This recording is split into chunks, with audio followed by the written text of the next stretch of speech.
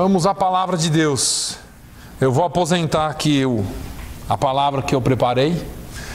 Confesso para os irmãos que demorei horas. E hoje pela manhã fiquei quase que decepcionado com o Espírito Santo. Levei tanto tempo preparando, mas ele mudou. E eu não sou muito de ir para esse lado de que ele mudou, mas Deus falou muito forte no meu coração essa manhã sobre uma palavra. E sobre toda essa coisa que eu falei agora aqui, os irmãos me perdoem, eu não quis dizer que nós aprendemos tudo errado. Mas tem muita coisa que a gente tem uma visão distorcida. Eu diria que nós talvez não tenhamos aprendido errado, talvez seja um problema oftalmológico espiritual. É a forma como nós vemos as coisas. Então vamos lá, para 2 Timóteo, no capítulo 2. 2 Timóteo, no capítulo 2. Eu não sei o quanto que eu vou poder falar para os irmãos disso aqui. E quando eu falo poder falar, que talvez eu não consiga traduzir aquilo que eu tenho dentro de mim, porque eu não pude preparar-me para isso. Eu tive que atender à voz do Espírito Santo.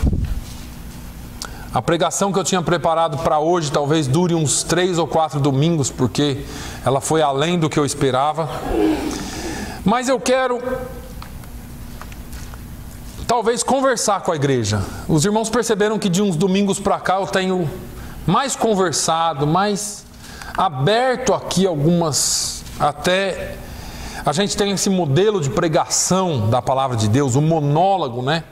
Mas seria muito bom que nós pudéssemos discutir a palavra de Deus e chegar a conclusões sobre a palavra de Deus, baseados nela. Porque a ciência denominada hermenêutica, que é a ciência da interpretação bíblica, diz que quando o texto é obscuro, nós temos que ir para o texto que é claro, porque a Bíblia ela se completa, ela se locupleta, ela se explica. E muitas vezes nós ficamos em textos obscuros e os claros nós esquecemos. Mas vamos ler aqui 1 ou 2 versículos. O versículo 3 do capítulo 2 diz assim: sofre, pois, comigo as aflições como bom soldado de Jesus. Ninguém que milita se embaraça com negócios desta vida, a fim de agradar aquele que o alistou para a guerra. Amém. Só esses 2 versículos por enquanto. Talvez a gente vá um pouquinho para frente, para trás. Talvez a gente não avance muito dentro daquilo que eu tenho. Mas eu fiquei pensando sobre esse versículo, porque eu tenho estudado a palavra de Deus em Timóteo, tanto 1 como 2 Timóteo tem sido um dos meus campos de trabalho para as quartas-feiras. E talvez a gente comece, não sei quando, esse estudo, mas talvez dure aí algum tempo. E enquanto eu estudo a palavra de Deus, o Senhor vai ministrando no meu coração, e nem sempre eu consigo colocar tudo na palavra ou no papel. Mas essa palavra aqui é uma palavra muito conhecida, e eu já preguei sobre ela aqui. Eu já falei muitas vezes, talvez já citei essa palavra aqui algumas vezes. Mas essa palavra aqui para mim parece até ao contrário daquilo, ou eu diria que essa palavra aqui não devia nem estar na Bíblia. Espera aí, não se irrite comigo ainda. Eu diria isso porque isso aqui Paulo está escrevendo para um pastor de igreja. Essa foi a última carta do apóstolo Paulo, a segunda carta a Timóteo. Paulo já tinha escrito todas as suas cartas, e agora ele prevendo a sua última semana de vida, talvez, ou as suas últimas semanas de vida, Paulo escreve para Timóteo de dentro de uma casa onde ele estava preso, aguardando ser morto, porque lá no coração do imperador romano já tinha sido decidido que Paulo seria morto. Paulo, prevendo isso, talvez o Espírito Santo já tivesse comunicado ao coração dele, Paulo começa a escrever essa carta de alguém que está terminando a vida para alguém que está começando a vida. Agora, quando Paulo escreve aqui, sofre, pois, comigo, e se a Bíblia é atual, a máxima do Evangelho hoje é: vem para Jesus e pare de sofrer. Vem para Jesus e pare de sofrer. Se você aceitar Jesus, acabaram os seus problemas. Se você aceitar Jesus, você não tem que se preocupar mais com nada, porque agora está tudo resolvido. Se você aceitar Jesus, Ele vai pagar suas contas, Ele vai fazer o que você precisava fazer, mas agora você aceitou Jesus. É só você fazer umas 2, 3 campanhas e está tudo resolvido. E aí, eu encontro um evangelho atual, onde o eu, o homem, é o centro de todas as coisas, e Jesus da Bíblia, o Jesus que Paulo pregava e servia, se tornou nada mais, nada menos que um empregado nosso, onde a gente pede para Ele e Ele faz, onde a gente requer e Ele cumpre, onde a gente determina e Ele vai, onde a gente conclama a nossa bênção e Ele dá a bênção. E Paulo está mostrando alguma coisa. Paulo devia estar errado. Paulo devia estar errado, o apóstolo Paulo. Porque não é possível que a Bíblia foi tão distorcida nos nossos dias. As igrejas nunca estiveram tão cheias de gente querendo ter os seus problemas resolvidos.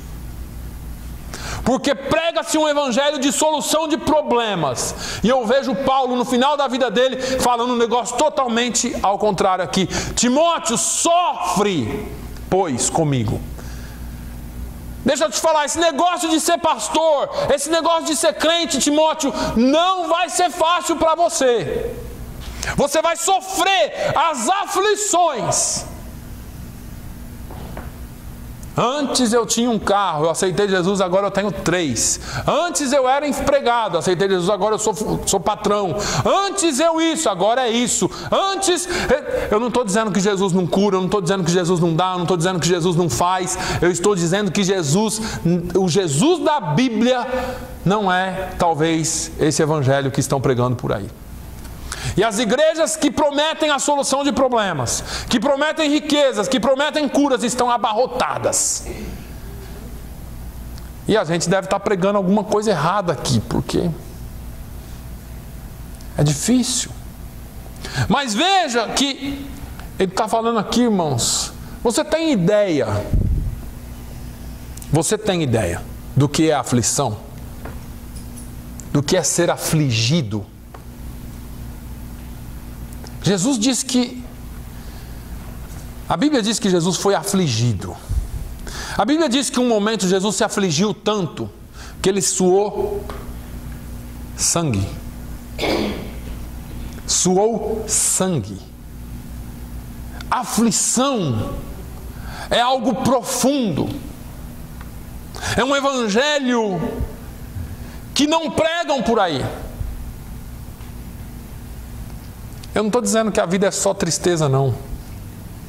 Eu estou dizendo que para ser crente requer responsabilidade. Eu sempre falo, eu vou citar de novo. Um dia os discípulos de Jesus estavam lá, Jesus estava conversando com eles, ele falou assim, olha, esse negócio de me seguir é tão sério que você tem que pôr na balança se você vai conseguir. Falou, é Jesus, é. Deixa eu te explicar por quê. O sujeito ele começou a fazer uma obra lá e ele não programou o negócio direito. E depois ele não terminou. E aí ele ficou envergonhado. Estou contextualizando aqui para a nossa fala, né? E Jesus falou assim, algumas vezes, ele falou assim nos evangelhos, olha, esse negócio não pode ser forçado. Se alguém quer vir após mim, negue-se a si mesmo. E aqui para mais uma vez, porque Jesus está falando aqui, olha, se você quiser, a primeira coisa que você tem que fazer é acabar com esse negócio de eu. Eu posso, eu tenho, eu preciso, eu tenho razão, eu sou assim porque eu entendo assim, porque eu vejo assim. O Evangelho de Jesus não é a respeito de nós, não diz respeito a nada a nós, diz respeito a Ele. A Ele toda honra, a Ele toda glória, a Ele todo louvor, a Ele toda adoração. Tudo é dele, tudo foi criado por Ele, nada foi feito sem as mãos dele, porque Ele é, e nós temos que estar nele. Não é o que é o meu probleminha, irmãos, me desculpem aqui, mas Deus não está preocupado com o seu probleminha, porque Deus não deixa se abater por circunstâncias externas. Deus é Deus e o seu problema não muda Deus. Nem a sua oração, nem o seu jejum, porque Ele é perfeito e nada pode mudar Deus. A sua oração, o seu jejum, a sua consagração muda você e te prepara para enfrentar a dificuldade. As pessoas, elas acham que as aflições da vida não devem ser vividas. E deixa eu te dizer uma coisa, sofrer é inerente à existência. Está vivo? Vai sofrer. Não pense que não vai sofrer. Ah, não, Jesus me abandonou, Deus me... Você acha que isso muda Deus? Deus é Deus. Ele está na sua glória até escabelo dos seus pés. O nosso Deus é o Deus que dá ordem a tudo e as coisas obedecem. Ele não se influencia por pequenas coisas, nós nos influenciamos. Ah, a Malzira olhou torto para mim. E agora? Será que ela está com raiva de mim? E nós começamos com esse negócio todo. Agora, Deus não tem esse negócio. Ai, não amo, Deus não me ama mais, não quero nem saber de Deus. Você não vai mudar Deus, porque você falou que não quer mais saber de Deus. Ele continua sendo Deus, e você continua sendo você, com uma diferença: sem Ele você não é nada. Irmãos, isso tem me incomodado tanto, porque o eu tem tomado lugar em tudo no Evangelho o eu tem tomado. Às vezes eu fico até com medo de colocar algum corinho novo aqui, porque é tanto eu no centro, nós, e deixamos de adorar a Deus, deixamos de adorar aquele que é digno de ser adorado. O eu tem sido adorado muito mais do que Deus. E qualquer hora eu vou falar aqui, porque nós precisamos colocar o nosso eu no seu devido lugar, para que a gente possa adorar a Deus em espírito e em verdade. Ah, não, mas eu tenho passado por tanto. Quem disse que você não ia passar?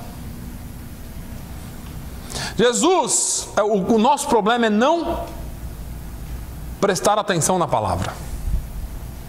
A Bíblia diz que os últimos dias seriam marcados por uma geração incapaz de ouvir. Por isso mesmo Jesus escreveu em Mateus 13, e depois lá no Apocalipse ele diz assim: olha, quem tem ouvidos, ouça. Então Jesus continua falando para uma classe de gente que tem ouvidos e que ouve. A maioria das pessoas deixaram de ouvir a palavra de Deus. Não, pastor, eu vou na igreja toda quarta, todo domingo, segunda, terça, quarta, tem campanha, tem isso, tem aquilo. Você pode ir todo dia, mas se você não tiver ouvidos para ouvir o que a palavra está dizendo, você não vai entender. Eu falo sempre sobre Jeremias aqui. Jeremias veio numa geração e num povo onde ele pregou, e ele disse: olha, eu madruguei e preguei, e vocês não quiseram ouvir. Nós estamos vivendo nesse tempo onde as pessoas não querem sofrer. Jesus disse lá em João 16:33: no mundo tereis aflições. Disse, olha, é interessante o começo do versículo: estas coisas eu vos digo para que tenhais paz. Aí ele continua assim: no mundo tereis aflições. Como que você vai ter paz no meio da aflição?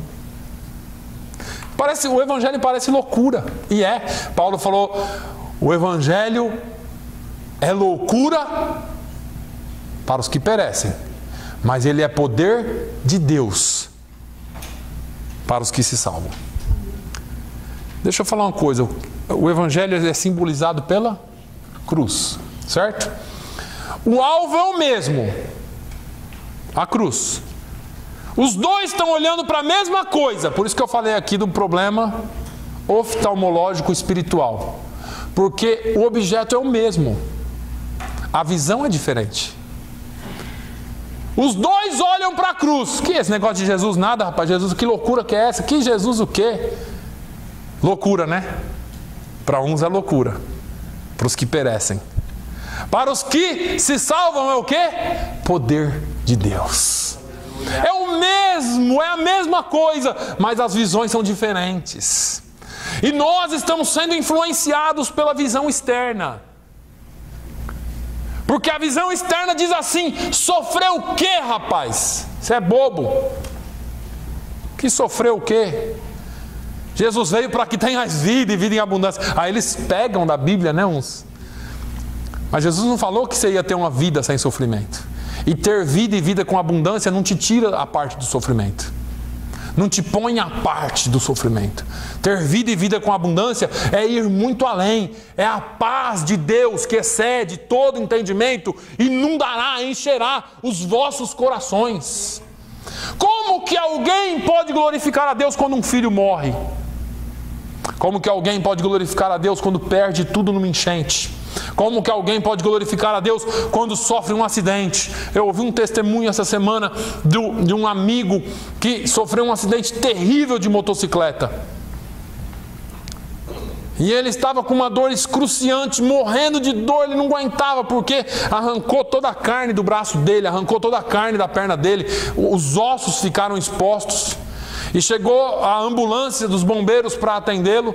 E aquela bombeira veio com todo cuidado, atendendo tudo, e ele chorando de dor. Um cara da minha altura, 1,87 m de altura, forte, musculoso, atlético, e ele chorando de dor. E ela colocou ele, tratou, cuidou, e ele no meio daquela dor estendeu a mão e falou: muito obrigado pelo seu cuidado.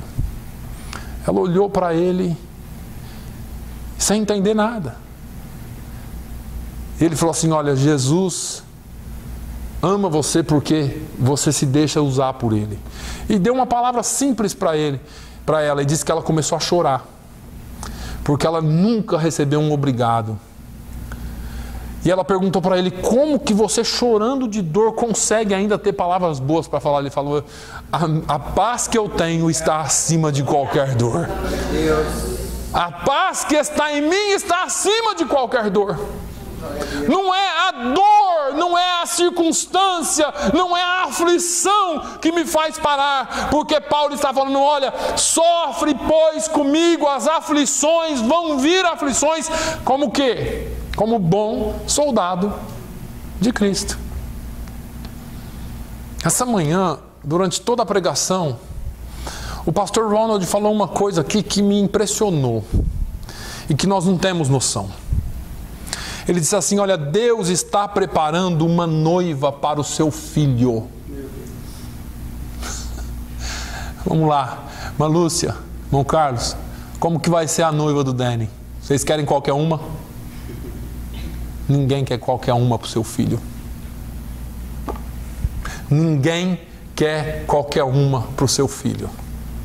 E a Bíblia diz que Deus está preparando uma noiva santa, sem mancha, cheia de adornos espirituais. Aleluia. Você e eu somos parte da noiva de Cristo.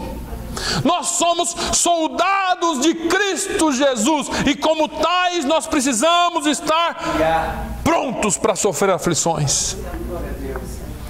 Paulo diz: ninguém que milita se embaraça com negócios dessa vida. Em outra tradução diz: o soldado em serviço não se distrai com as coisas dessa vida. Eu e você deveríamos estar felizes, porque no meio de um batalhão de gentes, no meio de mais de 7 bilhões ou quase 8 bilhões de habitantes na Terra, você foi escolhido para trabalhar nesse exército. Eu escolhi você. Eu vos escolhi para que vades e deis frutos, e o vosso fruto permaneça. Não foi um qualquer que te escolheu. Você não foi laçado na multidão com um monte de outros para vir, não. Jesus escolheu você a dedo. Ele nos elegeu, Ele nos amou e Ele nos capacita a cada dia para sermos soldados. Ele disse assim: olha, sofre comigo as aflições como bom soldado, e nenhum soldado que está em serviço se distrai. Eu me lembro bem, 19 anos na vida militar. Eu me lembro bem quando eu era soldado. E quando eu era soldado, quem aqui já foi, o irmão Antônio para a guerra, talvez o irmão Carlos. Quem era soldado? O senhor foi para a guerra, irmão Antônio? Aleluia. Era o maior soldado. Quem já foi soldado aqui sabe que quando você está de sentinela, quando você está pronto, nada pode te distrair. Nada deve te distrair. Se você está em incursão com a sua patrulha, lá na África, dentro daquelas selvas da África ou naqueles vilarejos, você estava com a sua incursão, nada te distraía, você tinha que estar atento a tudo. Quando eu estava em incursão em algumas favelas de São Paulo, em alguns lugares perigosos, onde do nada vinha tiro para cima de você, você tem que estar atento. Você não pode estar se distraindo com criancinha. Você não pode estar se distraindo com qualquer coisa. E aí vem a mídia e fala assim: olha que cara duro. A criancinha falou oi para ele, ele nem respondeu. E assim é o mundo criticando a igreja. Olha aí, é crente, mas não tem diversão, não faz nada. Esses crentes são tudo careta, tudo cara. Uns caras que não. Deixa eu te dizer uma coisa. Aquele que quer ser amigo do mundo, a Bíblia diz que se constitui inimigo de Deus. A Bíblia diz que a amizade com o mundo é inimizade contra Deus. Eu falei para você aqui que nós temos mais de 7 bilhões de habitantes na Terra. Eu prefiro estar de mal com 6 bilhões, 699 milhões, 999 mil e 999 habitantes da Terra, mas prefiro estar bem com Deus. Meu Deus. Eu prefiro estar bem com Ele. Eu prefiro estar bem com Ele. Aleluia. Porque a inimizade com o mundo, se tudo em volta de nós se corromper, como você será? Um bom soldado que milita bem, ou você será mais um distraído? Pastor, está todo mundo fazendo assim. Pastor, está todo mundo indo por esse caminho. Nós não andamos. Jesus andou na contramão da história, tanto que Ele mudou o rumo da história. Nós não estamos aqui para acompanhar a história, e muito menos para sermos somente diferentes. Nós estamos aqui nessa terra para fazermos a diferença e para mudar e fazer a história acontecer. A história já está planejada. Basta você se incluir no plano de Deus para a história e fazer aquilo que Deus te chamou para fazer. Milite. Nenhum soldado que está em serviço se embaraça com os negócios dessa vida, a fim de agradar quem? Aquele que te alistou para a guerra. Entre ser amigo de Deus e ser amigo do mundo, eu prefiro ser amigo de Deus. Deus não decepciona. Deus não muda. Ele não sofre alterações. Ele é Deus, e é Deus, e é Deus, e é Deus para sempre. Amém. Nós não podemos sofrer essas alterações. E se alguém também milita, não é coroado se não militar legitimamente. Aqui está talvez a parte mais importante do que eu quero dizer hoje. Lucas 6. Eu tenho falado alguns dias aqui já sobre Lucas 6. Pode abrir sua Bíblia lá, se você quiser. Lucas, capítulo 6.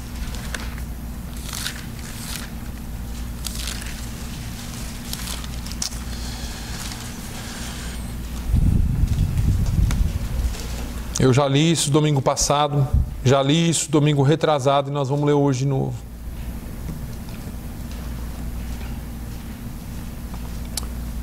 Este aqui é o Evangelho que não se ouve mais. Esse aqui é o Evangelho que as igrejas excluíram dos seus púlpitos, dos seus ensinamentos. Lucas 6 e 27. Mas vós que ouvis, digo, amai a vossos inimigos, fazei bem aos que vos perseguem ou aborrecem, bendizei os que vos maldizem e orai pelos que vos caluniam. Ao que te ferir numa face, oferece-lhe também a outra. E ao que te houver tirado a capa, nem a túnica recuses. Dá a qualquer que te pedir, e ao que tomar o que é teu, não lhe o tornes a pedir. E como vós quereis que os homens vos façam, da mesma maneira lhes façais vós também. E se amardes aos que vos amam, que recompensa tereis? Também os pecadores amam aos que os amam. E se fizerdes bem aos que vos fazem bem, que recompensa tereis? Também os pecadores fazem o mesmo. E se emprestardes àqueles a quem esperais tornar a receber, que recompensa tereis? Também os pecadores emprestam aos pecadores, para tornarem a receber outro tanto. Amai, pois, a vossos inimigos, e fazei bem, e emprestai sem nada esperardes, e será grande o vosso galardão, e sereis filhos do Altíssimo, porque Ele é benigno até para com os ingratos e maus. Sede, pois, misericordiosos, como também vosso Pai é misericordioso.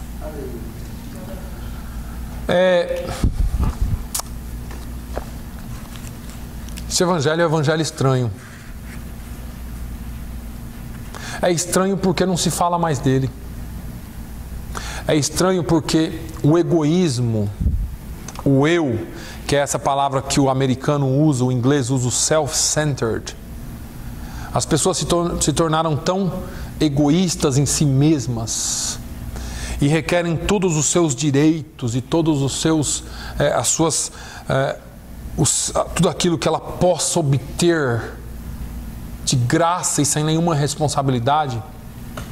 E por causa desse egoísmo que as pessoas entraram e que o mundo está cheio, nós estamos vivendo dias difíceis. 2 Timóteo, capítulo 3. Você não precisa nem virar a Bíblia, do jeito que está aí aberta no capítulo 2, você mantém. A minha tradução diz: sabe porém isto, que nos últimos dias sobrevirão tempos trabalhosos. Tem uma tradução que diz assim: sabe porém isso, que nos últimos dias virão tempos penosos. E às vezes a gente se confunde nesse termo penoso, mas tempo penoso é para quem tem que pagar uma pena. É para quem foi condenado e vai pagar pena na justiça. Cumprir uma pena de 5 anos de prisão, de 10 anos de prisão. Então esse é um tempo penoso, é um tempo que você vai ficar dentro, é o período que se compreende o tempo que você vai passar aquela pena, certo? Paulo está dizendo que iam chegar dias em que nós estaríamos como se fôssemos condenados à prisão, passando por uma pena.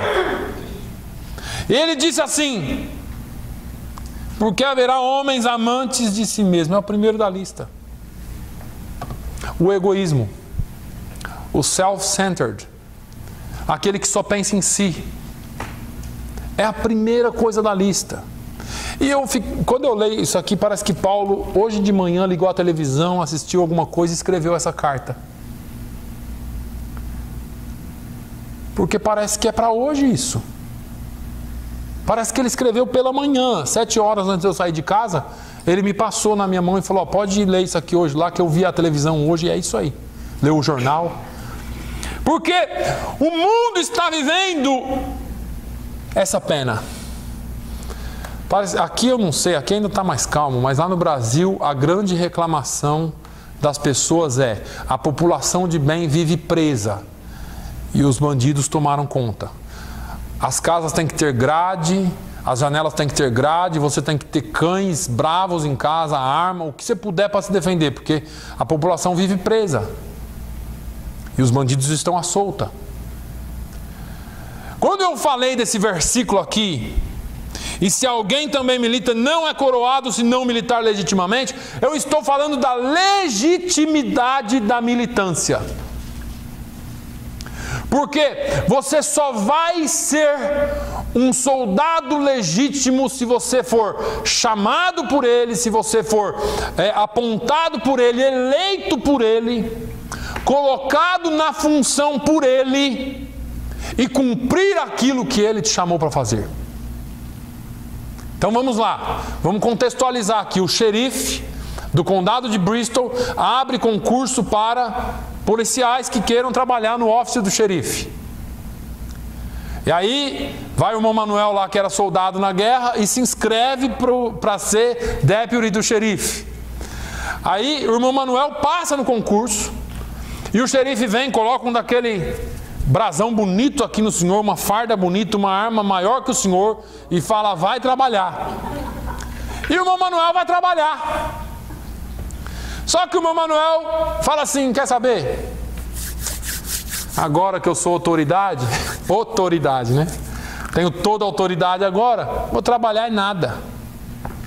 Eu vou para casa descansar um pouco. E aí a central chama a viatura do irmão Manuel. Irmão Manuel, socorre lá, rua tal, número tal, tem gente se matando lá. E o Manuel não quer nem saber, que nada. Ele está trabalhando, exercendo o cargo dele legitimamente? Não. Caiu a ficha aí. Deus me chamou, pastor. Eu sou escolhido, eu sou eleito, eu sou amado. Eu sou filho dele. Sou crente, rapaz. Você está cumprindo aquilo que Deus te chamou para fazer? Ou você só gosta da parte das bênçãos, da responsabilidade que vem com essa bênção? Você não quer. Porque o Manuel quer o salário, quer o brasão, quer a arma, quer a viatura, quer tudo, mas não quer trabalhar. E os crentes estão fazendo a mesma coisa. Eu sou cheio de autoridade, Deus me deu autoridade para pisar serpentes e escorpiões, aleluia, aqui é fogo puro, canela de fogo. Mas vive uma vida de qualquer jeito aí fora. O Manuel chega lá no serviço, bem largadão assim: aqui é nós, xerife agora. Todo torto, uniforme, todo. Se é comigo, já ia logo pro xadrez, Manuel, porque a hora da corregedoria eu prendia mesmo. E o que tem de crente desmantelado aí fora, vivendo a vida de qualquer jeito e achando que é filho de Deus, então eu estou servindo um Deus diferente. Vocês me desculpem dizer, eu não estou aqui para acusar ninguém. Você faz aquilo que Paulo falou: examine-se, pois, o homem a si mesmo. É você que faz o autoexame. É você que diz se você é um soldado legítimo, se você cumpre aquilo que Deus te chamou para fazer, ou se você é um largado e só quer as bênçãos de Deus, porque Deus é meu pai, porque Deus me salvou, porque Ele morreu por mim. Mas na hora de você ser filho de Deus legitimamente, na hora de você ser um soldado de Cristo Jesus e militar legitimamente, você é frouxo. Você acha que a vida pode ser de qualquer jeito, que Jesus vai voltar mesmo, me tirar dessa bagunça aqui, me levar para a glória, aleluia. Mas não é bem assim. Junto com todas as coisas, Deus não é um Deus de bagunça, irmãos. Deus é um Deus responsável. e junto com aquilo que Ele te deu, junto com aquilo que Ele fez por você, Ele te deu também responsabilidade. Chega na sua casa hoje e lê o Salmo 110. O Salmo 110 é um salmo messiânico, escatológico para o fim. Ele diz assim: olha, o filho está do lado do pai. E quem vai ganhar, quem vai colocar os inimigos dele debaixo dos seus pés, é o cetro dele que vem de Sião. Quem é você hoje? Quem é você hoje? Você é o cetro de Deus, o cetro de Jesus. Você é filho de Sião. Você foi enxertado na videira. Nós somos aqueles que vamos ganhar o mundo e colocar os inimigos de Jesus debaixo dos pés dele. Só que nós só podemos fazer isso se nós militarmos legitimamente. E nós estamos acomodados na nossa condição de filhos de Deus. Somos filhos, está tudo bem. Mas deixa eu te dizer, vai vir a cobrança. Vai vir a cobrança. Porque Deus não se deixa comover pelo seu choro, Deus não se deixa comover pelo seu clamor, Deus não se deixa comover pelas coisas que acontecem em volta de você. O plano de Deus é perfeito e ele vai ser estabelecido, você querendo, você lutando ou não. E não basta dizer que é filho de Deus, tem que ser filho de Deus, tem que ser legítimo. Isso tudo, irmãos, eu estou falando porque isso é de um evangelho pregado de maneira errada. Paulo falou: olha, da maneira como vós recebestes, andai nele. E muitas vezes as pessoas estão andando, por isso que tem tanto, eu nunca vi tanto desviado na face da terra como nós vemos hoje. Eu encontro famílias brasileiras em tudo quanto é lugar aqui em Fall River quase todos os dias. Eu pergunto: você tem igreja? Não, já fui na igreja. Quer visitar a nossa igreja? Não, não quero nem saber de igreja. Porque se decepcionaram com um Deus que não cumpre aquilo que Ele promete. Porque eles acham que o pastor aqui em cima, falando um monte de coisa que a Bíblia não diz, é promessa de Deus. E aí eles se decepcionam com Deus, e Deus não tem nada a ver com as trapalhadas que o pastor faz em cima de púlpito. Quem tem a ver vai ser o pastor na hora que chegar diante de Deus lá. Porque a Bíblia diz que aquele a quem mais é dado, mais será cobrado. Eu prefiro ter meia dúzia de crente aqui, com toda sinceridade, eu quero ver isso aqui cheio. Mas eu prefiro ter meia dúzia de crentes salvo aqui e bem resolvido com o seu eu e com a sua vida no Evangelho, do que ter 100, 200 crentes aqui que não conheçam Jesus, por causa da minha irresponsabilidade ao ensinar. Eu prefiro chegar aqui todo domingo e toda quarta e trazer uma palavra dura dessa que abra os seus olhos, do que trazer aqui uma labareda de fogo, um canela de fogo, que só enche você de ilusão. E por fim você sai daqui mais vazio do que você entrou, e daqui um mês você está decepcionado com Deus, porque afinal de contas Ele prometeu a minha vitória e eu não recebi a minha vitória. Que Deus é esse? Que Deus é esse? Esse é o Deus da Bíblia que fala: no mundo tereis aflições. Esse é o Deus que a gente prega aqui, que é o Deus que fala assim: olha, quando te derem um tapa na sua cara, você vira outra. E deixa eu te falar, talvez isso não seja tão literal assim, porque você precisa defender o seu corpo. Mas deixa eu te dizer uma coisa, isso tem muito a ver com orgulho humano. Jesus estava falando de uma coisa muito mais interior. Jesus estava falando de algo muito mais sério, que são os nossos direitos, o direito de não querer perder nunca, o direito de sempre querer ganhar. Eu estou certo, o meu argumento é melhor que o seu, isso não nos leva a nada. O que leva é nós caminharmos juntos e cumprirmos o papel e aquilo que Deus nos chamou para fazer, que é ser luz da terra e sal do mundo, que é cumprir aquilo que Ele falou: ide por todo mundo, pregai o Evangelho a toda criatura, quem crer e for batizado será salvo, ide, fazei discípulos de todas as nações, ensinando-os a guardar todas as coisas que eu vos tenho ensinado. Parece que tem uns discípulos aí que só aprendeu a curar e dar dinheiro. Parece o Silvio Santos: quem quer dinheiro? Vem para a igreja, tem dinheiro. Deus é o Deus do baú da felicidade. Deus não tem isso aí não, meus irmãos. É mentira. Um evangelho corrompido pelos costumes dos homens, pelos pensamentos avarentos dos homens. Deus é Deus e Ele não importa se você tem muito ou se você tem pouco. É só você abrir seu coração, se deixar usar por Ele, que Ele usa a sua vida sendo rico ou pobre, sendo bonito, sendo feio, sendo gordo, sendo magro, não importa. Deus quer homens e mulheres, soldados legítimos, que lutem a milícia e milita legitimamente. Essa guerra é travada, o diabo não brinca e nós estamos brincando. Daqui você não vai ouvir promessa falsa, em nome de Jesus. E eu já falei para Deus, o dia que, se o Senhor, na sua onisciência, sonhar que eu vou me perder, me tira da terra, porque eu quero estar na glória contigo.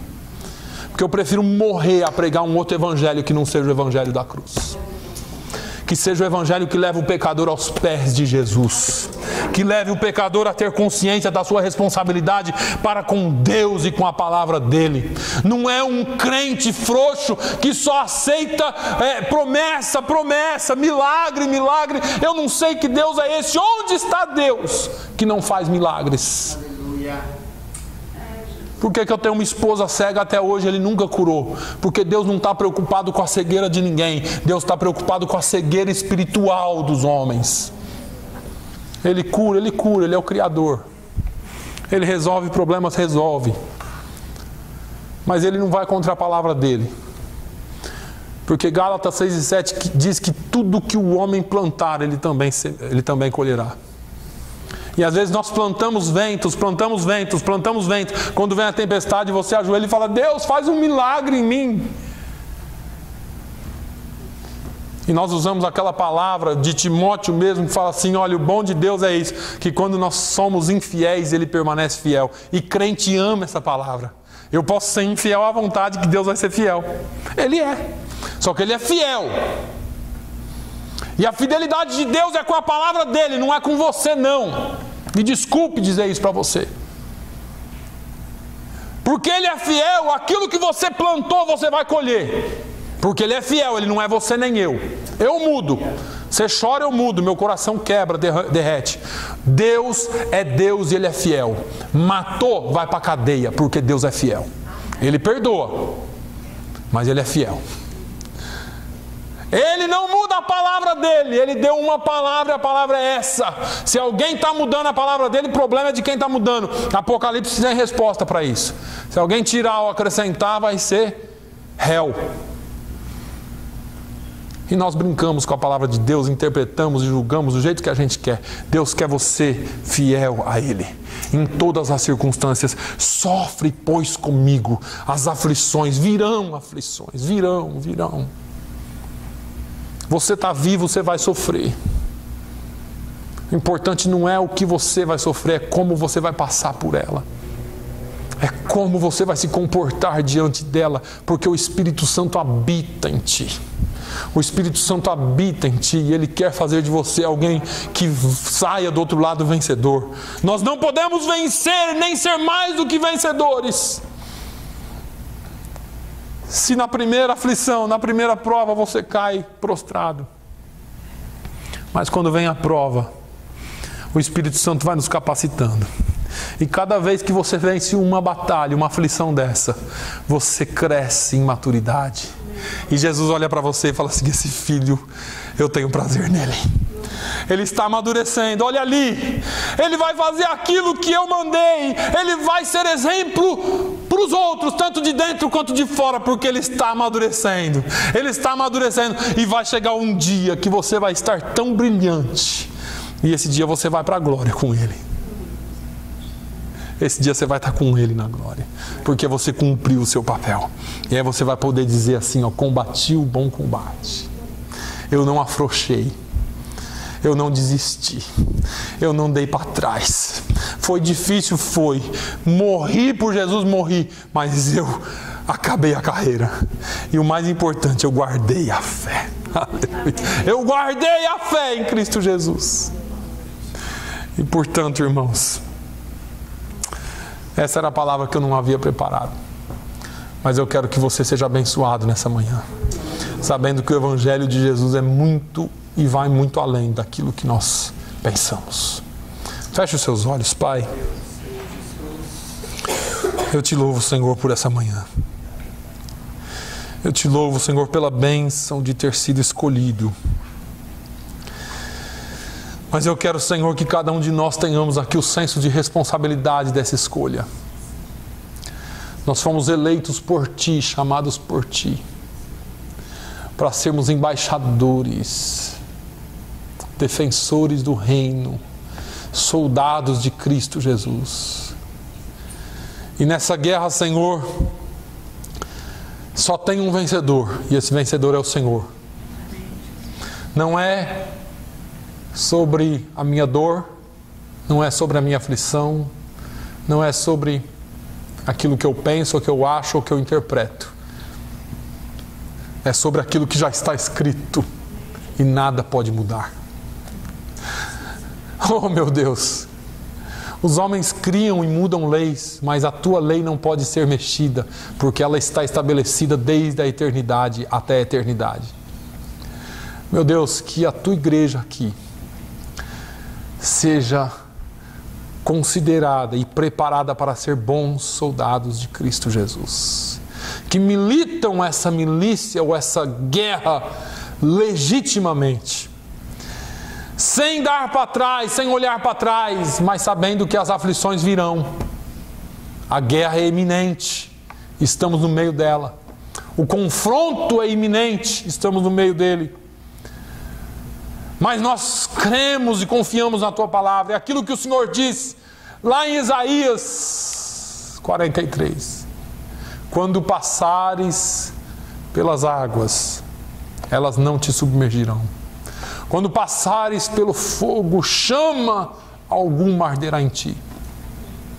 Meu Deus, o Senhor é o nosso Deus. E nós somos a Tua noiva. E o bom de tudo isso é sabermos em quem nós estamos fundados e fundamentados, em Ti.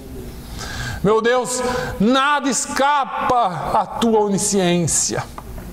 Nada escapa àquilo que o Senhor já determinou. Portanto, meu Deus, capacita-nos cada dia mais a viver esse Evangelho de forma genuína. Não viver um Evangelho frouxo, um Evangelho sem regras, um Evangelho sem nenhum tipo de esperança. Não que nós queramos mais leis, nós queremos viver a liberdade que há em Ti e servirmos a Ti em espírito e em verdade. Pai, dê-nos uma semana abençoada. Que cada aflição e cada luta que enfrentarmos, nós vamos enfrentá-las como bons soldados de Cristo Jesus, legitimamente, vencendo e sendo vitoriosos no nome de Jesus. Pai, eu oro agradecido nessa manhã, pedindo a Tua bênção sobre a Tua igreja no nome de Jesus. Que o amor de Deus, a graça do nosso Senhor e Salvador Jesus Cristo, a comunhão e a consolação do Espírito Santo seja sobre todo o povo de Deus hoje e sempre. Todos dizem? Amém. Amém.